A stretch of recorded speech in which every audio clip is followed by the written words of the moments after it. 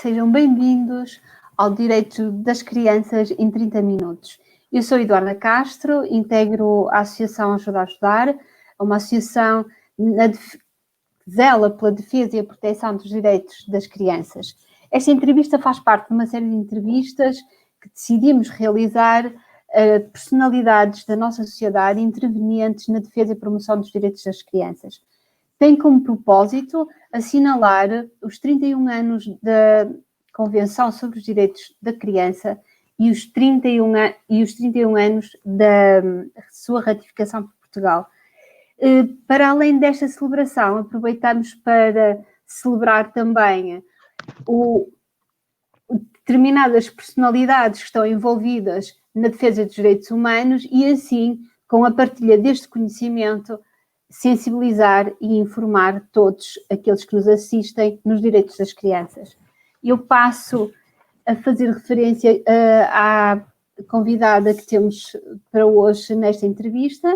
Então, temos connosco a Procuradora do Ministério Público, a doutora Fátima Mateus Ramos.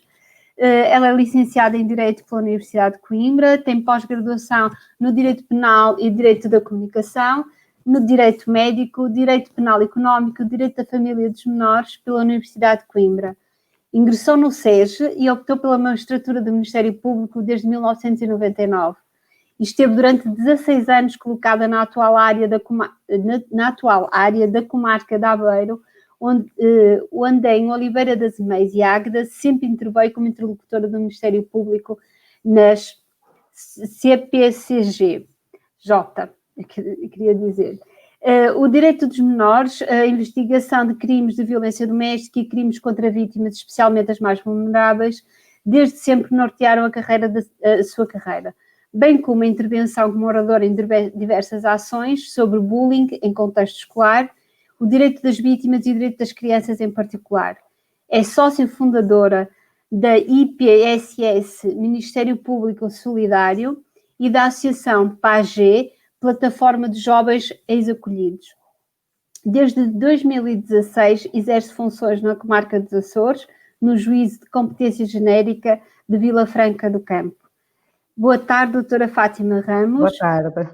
É um gosto tê-la connosco e o meu agradecimento por ter aceito o nosso convite. Obrigada eu por se terem lembrado de mim, apesar de estar aqui nos Açores, a 1642 km de distância, para falar da minha experiência e daquilo que tem sido os últimos 20 anos da minha vida na área dos menores. Doutora Fátima, eu começo a entrevista para lhe dizer o seguinte, dizer que verdadeiramente o seu conhecimento e a sua experiência será para todos nós, em especial para quem nos assiste, de extrema importância, porque a doutora Fátima tem realmente dedicado à causa dos direitos das crianças e do direito no Tribunal de Família e de Menores, portanto, é de extrema importância a sua entrevista para nós. Muito obrigada e será uma honra. Obrigada eu. Olha, eu começo então a entrevista por perguntar o seguinte, mas começando sempre por contextualizar. Hoje celebramos os 31 anos da Convenção sobre os Direitos da Criança e em setembro passado, como eu já o disse, celebramos a sua ratificação por Portugal. A Convenção sobre os Direitos da Criança, adotada pela Assembleia Geral das Nações Unidas em 1989, em 20 de novembro, é um marco universal e o início do novo paradigma do que nós entendemos as crianças. É a consagração e o reconhecimento da criança como um sujeito de direitos. Doutora Fátima, quer partilhar connosco qual é a sua opinião relativamente ao que nós concebemos a criança como um sujeito de direitos? Efetivamente, eu entendo que a Convenção é um marco bastante importante. Foram precisos cerca de 31 anos para finalmente serem densificados e discriminados em Convenção e em tratados internacionais os direitos que tinham sido delineados na Declaração Universal dos Direitos da Criança, no pós-guerra, em 1959. Finalmente, em 1990, a Assembleia Geral das Nações Unidas aprovou um instrumento internacional que concretizou esses direitos.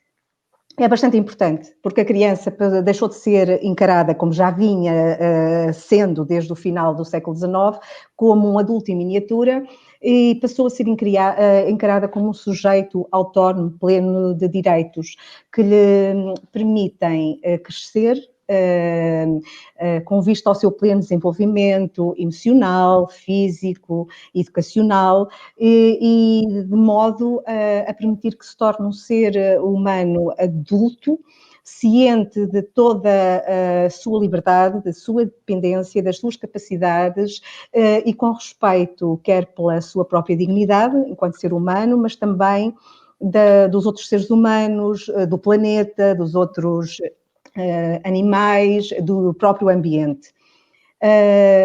Creio que com a Convenção se tornou claro que se deve reconhecer o tempo próprio de ser criança e o tempo próprio da criança. Que o direito que ela tem a aspirar a ser o que quiser ser, concretizar sonhos, ambições pessoais e de ter uma vida condigna e, sobretudo, com respeito pela sua própria herança cultural, pela sua própria herança familiar e racial. Portanto, creio que efetivamente é um marco na história da legislação posterior que veio a ser toda desenvolvida com base nos tratados internacionais, no que respeita às crianças. Doutora Fátima, falou aí de muitos princípios e de muitos direitos também que me desperta a perguntar-lhe o seguinte. Relativamente à Convenção, nós sabemos que ela é composta por 54 artigos, mas temos 4 princípios que são fundamentais e que alicerçam, digamos assim, toda a Convenção. São princípios estes que podemos enumerá-los como o princípio da não discriminação, o princípio da sobrevivência e o desenvolvimento, o princípio do respeito pela opinião da criança e o princípio do interesse superior da criança. Doutora Fátima, relativamente a estes princípios que são os fundamentais, que são os alicerces da Convenção, há algo que lhe desperte alguma relevância ou entende-os como uma unidade em si? Acabam por ser uma unidade em si, não podem ser considerados autonomamente. Em princípio, em relação à própria questão da discriminação, passa por aquilo que eu já referi na resposta à pergunta anterior. Tem que se respeitar o tempo da criança, a personalidade da criança, o modo de ser da criança, a família em que ela se integra, a própria raça, o meio social onde ela está inserida. Em relação ao princípio do interesse superior da criança, eu torno novamente a salientar que o tempo da criança tem que ser respeitado. Ela tem que ter tempo de ser criança, tem que ter direito a ter respostas em situações em que os seus direitos não estejam a ser acautelados de forma adequada ou que esteja em perigo, deve ter respostas úteis dos meios sociais e dos meios judiciais dentro do seu tempo e não do tempo dos adultos. E tem o direito de, efetivamente, se desenvolver como ser pleno, viver com dignidade, tendo os necessários apoios sociais, sendo acompanhado, se necessário, com os apoios sociais dentro do seu agregado familiar. Tem o direito a, se a sua família não pode dar o meio adequado para se desenvolver, ser retirada em tempo útil desse meio familiar e ser integrada numa nova família através da adoção, do apadrinhamento civil, e, acima de tudo, ela tem direito a desenvolver-se, a ser educada com respeito às suas próprias apetências, quer a nível, por exemplo, das suas apetências artísticas, das suas apetências a nível intelectual, as suas curiosidades a nível intelectual, a nível do meio que a rodeia. E nesse aspecto acho que os artigos 27 e 29 da Convenção são particularmente importantes, quando se referem à questão da educação e à questão de como a criança tem direito a tornar-se um ser adulto pleno.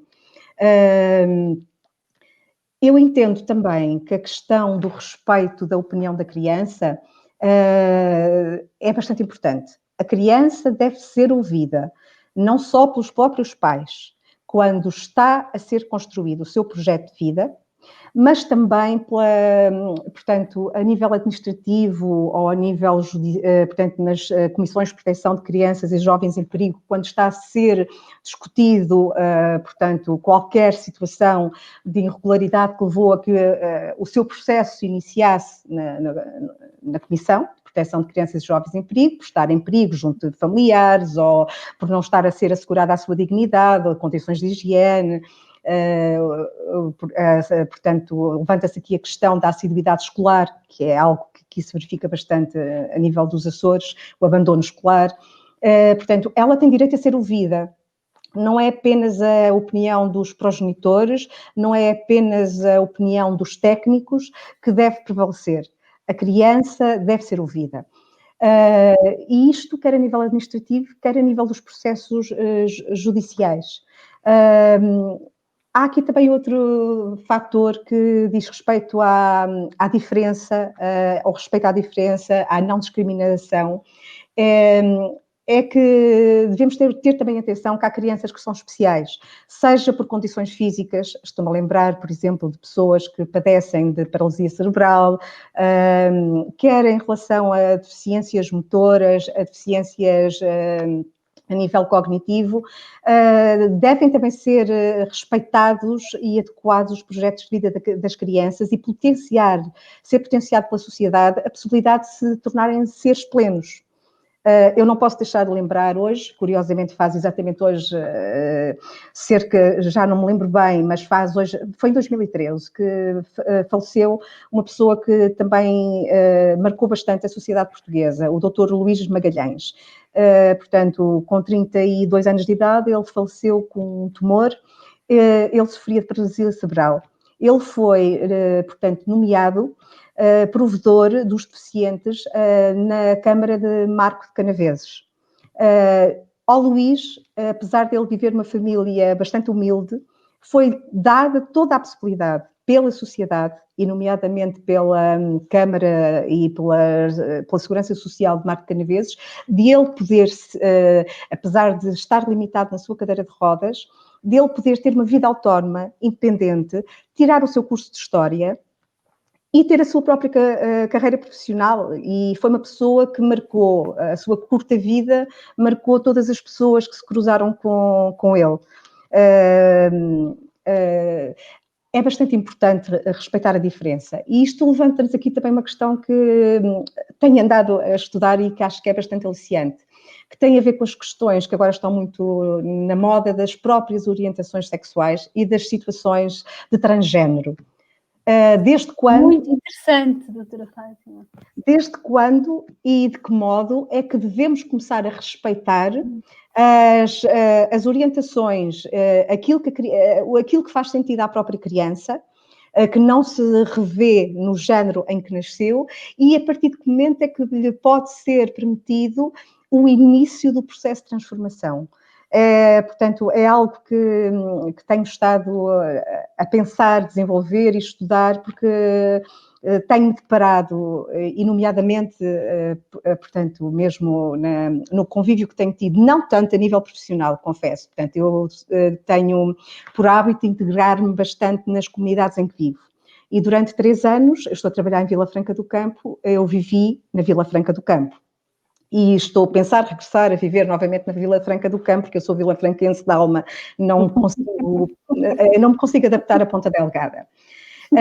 E tenho cruzado a nível de movimentos jovens, de movimentos de meditação que eu tenho, meditação cristã que tenho tido com eles, em passeios às Furnas, em que potenciamos esse género de atividades, com situações de crianças que nitidamente estão na fase de assumir a sua orientação sexual.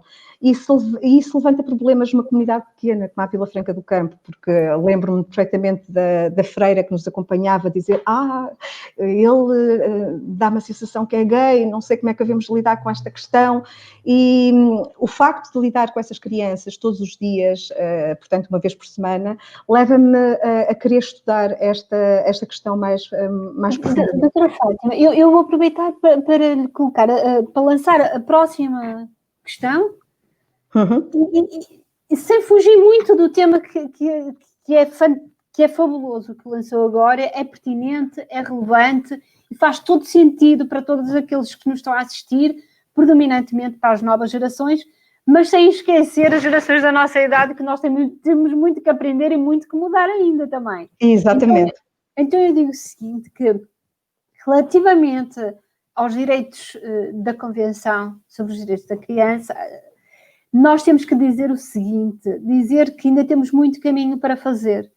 E o ano passado, o secretário-geral das Nações Unidas, António Guterres, deixou muito bem claro isso, porque numa mensagem que ele passou para nós portugueses, quando abordou esta celebração dos 30 anos, portanto, ano passado, ele veio dizer que, veio alertar, mais que dizer, ele alertou que havia uma necessidade de nós cumprirmos em pleno, a Convenção. E ao cumprir em pleno a Convenção, ele questiona-nos também o que é que falta essencialmente cumprir, não é? E então, por que não o tema que a doutora Fátima abordou agora, porque é que as entidades e instituições ligadas aos direitos das crianças, porque é que se fala pouco sobre este tema? Não é um tema que não tenha estado, até tem estado bastante na voga. Está na voga, mas projetos legislativos que têm trazido bastante celeuma e bastante discussão. E que realmente temos visto, por um lado, as partes mais retrógradas, entre aspas, da nossa sociedade, que ainda hoje encaram com bastante preconceito, quer as situações de pessoas transgênero que já temos e que já começam a ser bastantes. Conheço pessoalmente algumas com quem pude lidar ao longo dos anos e acompanhei o processo de transformação. Mas também, por outro lado, a ala liberal, quer dizer, há ali aquela questão do conflito. Não será que 16 anos será cedo demais? Até que ponto é que podem ser os pais a tomar essa decisão e não se deve esperar, pelo menos pela idade em que é concedido pela lei criminal o direito ao exercício do direito de queixa, que é exatamente os 16 anos, a partir desse momento. Portanto, eu ainda não me pronunciei ainda não pensei suficientemente sobre o assunto, mas não me choca que comece a haver todo um processo integrativo, e nomeadamente provavelmente as comissões de proteção de crianças e jovens em perigo poderão ter aí um papel determinante do acompanhamento psicológico, de acompanhar desde uma idade bastante precoce a própria situação e tentar perceber se efetivamente é um processo que é natural e exogéneo da criança e que ela própria não tem direito a assumir a sua personalidade e aquilo que sente ser, ou se eventualmente não passará de uma leve ideia porque está na moda e os filhos da Angelina Jolie estão nesse processo, e etc. Portanto, há que dar tempo, sem pôr em causa que o processo de transformação a nível físico, a nível hormonal, possa começar mais tardiamente. Creio que a nível psicológico, o acompanhamento deve começar a um nível anterior e mais precoce. E não me choca que seja, por exemplo, há crianças que manifestam estas tendências desde os 5, 6 anos, que não se identificam, as meninas não se identificam com as bonecas e querem brincar com os carrinhos e... Portanto, a mim não me choca, mas é algo que... Doutora Fátima, eu quando coloquei esta pergunta, eu coloquei com esta intenção. Eu acho que, de facto, e concordo e tenho toda a razão, que o trabalho legislativo está a seguir em frente e um bom caminho, mas nós não estamos mais a discutir a questão do homem e da mulher, e não mais do que isso, porque muitas das vezes quando nós falamos em igualdade de género, ou quando falamos em género, ou quando falamos na homossexualidade, nós estamos muito a polarizar e não falamos em transgênero. Eu estou a falar por mim, acho que é um tema que não é falado assim com essa, ou melhor, com essa abertura e com essa vontade, porque nós também temos que transmitir, quando falamos sobre um determinado tema que achamos complexo, também temos que transmitir aos outros uma certa vontade, uma certa naturalidade, porque não o vamos transmitir com preconceito, de uma forma preconceituosa, não é? E é nesse sentido que que eu acho que muitas vezes as coisas estão polarizadas, não sei se... Há tendência para polarizar, mesmo em relação ao casamento dos casais homossexuais, há sempre a tendência para as pessoas pensarem, quem é que faz o papel de homem, quem é que faz o papel de mulher. Isso é absolutamente irrelevante. É algo que nos transcende. Uma pessoa pode sentir que não pertence propriamente a nenhum género. Portanto, acho que é um preconceito que existe há muito tempo. Eu lembro-me que a primeira vez que, sem ser no Centro de Estudos Judiciários, fui confrontada com uma situação de alguém que se dirigiu ao tribunal para iniciar o processo de mudança de sexo, que na altura ainda era só a nível do registro civil, que no Tribunal de Oliveira das Meias aquilo foi um pequeno escândalo, porque de repente aparece uma senhora toda loira, toda bonita, para ser atendida no atendimento ao público, os senhores funcionários do Ministério Público, todos ali, todos entusiasmados, vem o meu colega, um senhor já com alguma idade, com um determinado peso social, com alguns preconceitos sobre esse género de situações. E no momento a seguir, eu e a minha colega, que éramos muito fresquinhas, tínhamos acabado de sair do SES, as duas, como diziam, muito líricas, diziam os nossos 3 colegas, nós fomos parar um feudo masculino de magistrados em Oliveira das Meias. Eram 3 magistrados que estavam há 15 anos a trabalhar em conjunto e não tinha havido nunca nenhuma magistrada mulher do Ministério Público. E aparecemos ali nós as duas, acabadinhas de sair do Centro de Estudos Judiciários, e muito líricas, como eles diziam. E de repente, o meu colega sai com uma cara muito de caso do gabinete e os senhores funcionários começam todos assim com ar também de muito caso. E ele vai ao nosso gabinete, colegas, eu estou aqui com uma situação absolutamente terrível, não sei como é de resolver. As colegas trazem alguma coisa do SES? É que aquela pessoa que estava lá fora é um homem, ele quer mudar de sexo. As senhoras têm alguma choque, alguma coisa que nós... Pois, não fazia.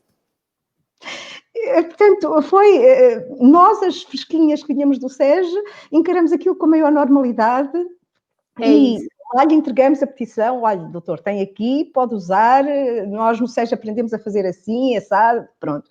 Mas lembro perfeitamente, isto não foi há tanto tempo assim, foi em 2001, eu fui para Oliveira das Meias em 2001, depois de ter passado em Angra do Heroísmo, e na altura...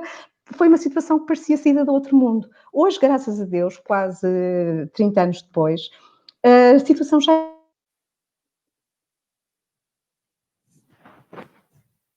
Deixamos de ouvir. Como homossexuais, casaram e são casados. Tenho, inclusive, portanto, pessoas que mudaram de género, mulheres que mudaram de género e... portanto, acho que já vai havendo uma maior abertura para esta situação. Ok.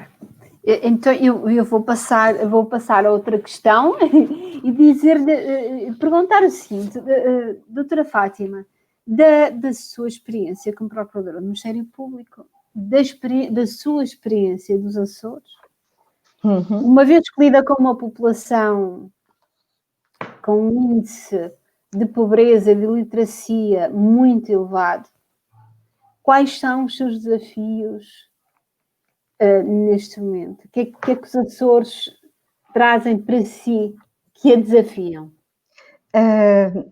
Eu trazia uma ideia muito utópica dos Açores. A minha primeira colocação nos Açores, e que me levou a, durante 16 anos, querer regressar aos Açores, como regressei, partia muito da Angra do Heroísmo. Foi um meio muito citadino. Eu desenvolvi a minha atividade profissional quase toda em Águeda, um meio industrial com problemas muito concretos a nível citadino, a nível da beira litoral, e eu funcionei sempre com 2 CPCJs, Comissões de Proteção de Crianças e Jovens em Perigo, quer em Oliveira das Meias, quer em Águeda, com quem trabalhei durante 12 anos, e nomeadamente quero referenciar que era uma equipa fenomenal que o Dr. José Marques Vidal, irmão da antiga Procuradora-Geral da República, desenvolveu na Comissão de Proteção de Águeda. Eu estava habituada a que as situações tinham resolução rápida. Tinha 2 câmaras, que era de Oliveira das Meias, que era a Câmara de Águeda, que dotavam de todos os meios, a nível técnico, a nível portanto, a nível de instalações, as CPCJs. as situações urgentes eram resolvidas sem grandes conflitos. O Dr. Marcos Vidal conseguia um grande consenso em Águeda. Eu também, com os 12 anos na CPCJ, fui criando uma determinada forma de estar. Também fui conseguido sempre impor, de alguma forma, uma forma mais, um bocadinho mais ligeira e mais empática de lidar com estas situações. E eu estava habituada a ter tempo, a nível da CPCJ, para prevenir, fazermos ações de prevenção. E foi aí que nós interviemos bastante, junto de escolas e, portanto, a Solcil, fizemos perfeitamente um encontro intergeracional que foi proposto pelo Dr. João Pedro Gaspar na Solcil. Estávamos habituados a prevenir, a ensinar os técnicos a prevenir, professores, técnicos da CPCJ, da Segurança Social. Chego aos Açores e encontro, e particularmente no sítio onde estou colocada, eu de repente pareceu-me que estava em plena Idade Média. Custa muito utilizar esta expressão, mas não tanto a Vila Franca do Campo, mas a povoação é a única zona desta ilha, que é a maior ilha dos Açores, que não tem autoestrada. A autoestrada termina em Vila Franca do Campo. Para chegarmos à povoação, portanto, normalmente demoramos entre 30 a 40 minutos quem vai de carro. A população que não tem carro, e é bastante, porque demora cerca de 3 horas para vir à cidade. É um meio muito fechado. É um meio onde há hábitos que estão enraizados, onde as consequências da consanguinidade são latentes. Conseguir chegar e entrar num sítio onde a violência doméstica é quase uma prática que passa de geração para geração como sendo usual, foi-me bastante complicado, onde os maus-tratos aos menores é considerado pouco relevo, mesmo as situações de menores de 14, 15 anos que se envolvem com adultos de 30, 40 anos, é considerado normal, os pais aceitam perfeitamente que a filha vá viver com os namorados, e de repente, para quem vinha de um meio citadino, chegar, portanto, a esta realidade foi um grande desafio. Conseguir, em primeiro lugar, perceber a realidade. Depois, integrar-me e fazer-me conseguir chegar às pessoas. Posso dizer que ao fim de 3 anos, as pessoas que, nomeadamente vítimas de violência doméstica ou os menores em perigo que chegavam ao pé de mim e diziam por simplesmente, eu não quero falar. Houve mulheres que me chegaram a dizer, mas eu não quero falar, ele só bateu naquilo que é dele. Eu fiquei chocada. Ao fim de 3, 4 anos, sempre a bater na mesma pedra, a chamá-las, eu faço todas as diligências de processos de pessoas especialmente vulneráveis, de crianças, de idosos em perigo ou de violência doméstica, são feitas na minha presença. Eu finalmente começo a conseguir chegar, ao fim de 3, 4, 5, 6 vezes, a bater-me à porta e a dizer, eu não quero falar. Eu já consigo chegar a elas e já consigo que as vítimas, sejam as crianças, sejam as mulheres, falem. E ao permitir que falem, não quer dizer que o agressor vá a julgamento. Há outras, é aquilo que eu lhes tento explicar, há outras soluções, e nomeadamente as suspensões provisórias do processo, com o acompanhamento por parte da Direção-Geral de Reinserção Social, acompanhamento psicológico. Nós aqui temos nos Açores desenvolvido o programa Contigo, próprio para agressores de violência doméstica, permite, de alguma forma, obter sucesso. Nós temos obtido mais sucesso com os 18 meses em que o processo está suspenso, em que a pessoa sabe que tem ali uma faca sobre a cabeça e que, se não cumpre as regras, tem que responder criminalmente. Tem-se conseguido bastante sucesso com o programa Contigo, do que quando as vítimas nos chegam, se calam e o processo é arquivado. Pronto, está certo que é muito fácil, assim mata-se muito facilmente a estatística dos processos que temos pendentes, mas eu creio que mais vale perder um pouco de tempo, termos mais um processo na estatística durante 18 meses que não está findo, mas que possa ter uma alteração concreta na sociedade. O desafio nos Açores é continuar isso e provavelmente saindo da minha área de conforto, que neste momento é a Vila Franca do Campo e a povoação, e provavelmente arriscando eventualmente a concorrer para outros juízos e outras cidades que há aqui na ilha que são ainda mais problemáticas e eventualmente Ribeira Grande e Rabo de Peixe para mim seria um desafio bastante aliciante para trabalhar nesta área. Doutora Fátima, eu manifesto desde já o meu agradecimento. Obrigada eu por terem lembrado de mim aqui nos Açores. Muito grata, eu tenho uma enorme simpatia, um enorme respeito pelo seu trabalho e muito, muito obrigada por ter aceito o nosso convite. Obrigada eu pelo convite, foi um prazer. E quero agradecer também ao meu colega Tito Moraes, que está do outro lado, para que esta entrevista se consiga realizar e novamente o meu muito obrigada, doutora Fátima. Obrigada eu, doutora Eduarda. Muito obrigada mesmo. Obrigada.